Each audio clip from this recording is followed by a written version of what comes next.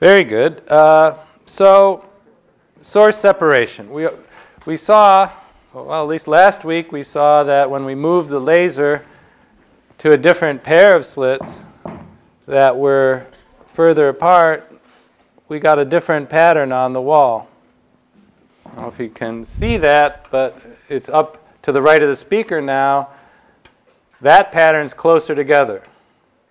So clearly it depends on source, the separation of the 2 points, right?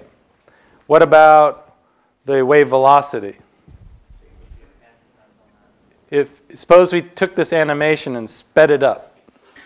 That would be like simulating a faster velocity. Would the directions of the maxima change? No. So it can't depend on wave velocity. Can it depend on wavelength?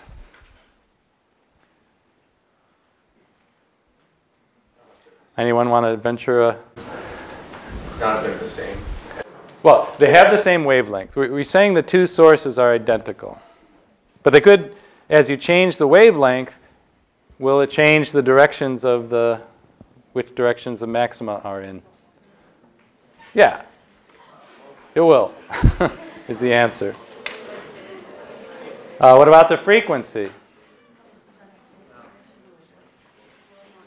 Okay, well, that's sort of a tricky question, because if you change the frequency, if the velocity stays the same, then the wavelength has to change. So yeah, it kind of depends on frequency. But the best answer here is D, the source separation and wavelength. And 45% of you answered D. So that's good. So here's the diagram that we can use to actually calculate this from the geometry of the situation. We've got our 2 slits, and yes, sir? I don't get why, what do you call it, the velocity of the wave diffraction doesn't depend on it, because when you see diffraction in like a pool, someone's body could look split, and I thought it's because... That's refraction. Oh, okay. We will come to refraction in the second half of the lecture.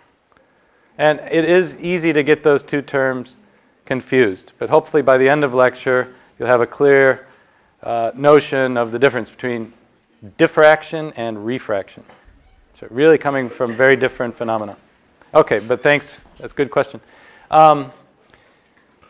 Okay, now, so we have our 2 sources separated by some distance d. And you should imagine that this diagram is depicting some tiny, tiny little thing over here. D is some very small separation between the 2 slits, right? It's a fraction of a millimeter, tiny fraction of a millimeter, because it has to be on the order of the wavelength between, of the light that you're talking about. It's not so different from, several or a dozen wavelengths at the most, in between the 2 slits.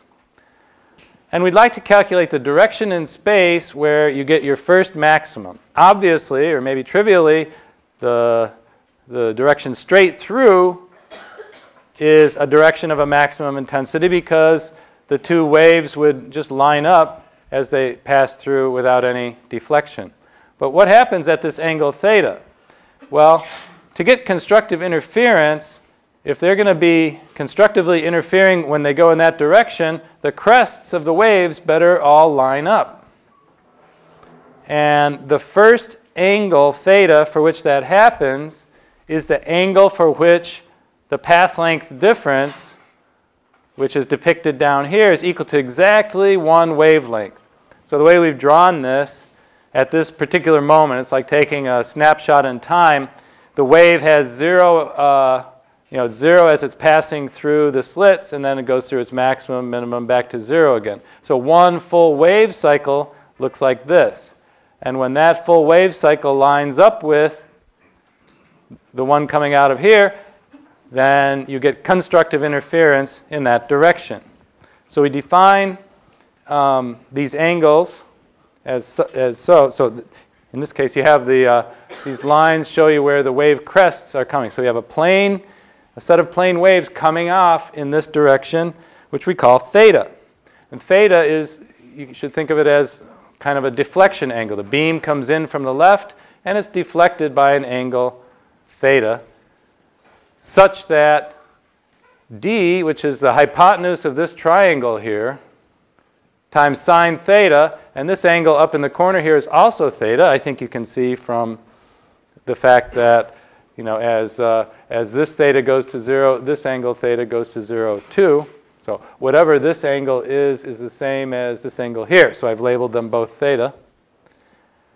So d sine theta is the path length difference. And if the path length difference is equal to an integer number of wavelengths, n times lambda, then you get constructive interference. Now this also works for any integer, including 0, in which case you get sine theta equals 0. That's the straight through central maximum. It also works for positive and negative integers n. So you get positive and negative angles. And that's why we see in our diffraction pattern there on the wall. Turn the lights back off again. Go through the smaller one. There we go. You can see that. Whoa, that's a bright laser. There's the central one, and then the two to either side correspond to n equals +1 and n equals -1. And these are very small angles. I have to shoot this all the way to the other side of the room to start to see the separation between the different diffraction maxima.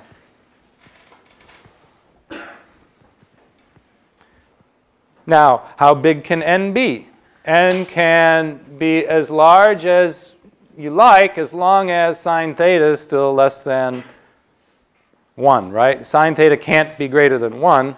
So that sets a limit on how big n could be. So let's do a clicker question on that. Suppose you have two slits separated by 900 nanometers, and light of wavelength 500 nanometers, kind of green, shines on the slits. How many maxima are there, including the central one? You can't have an infinite number. So I'd like you to do the calculation, find the case for n equals 1, plus or minus 1, for n equals plus or minus 2, and then count the central maximum as 1, and then add 2 for every n that works in the equation. So go ahead. If you probably need a calculator for this one because you have to do arc sine.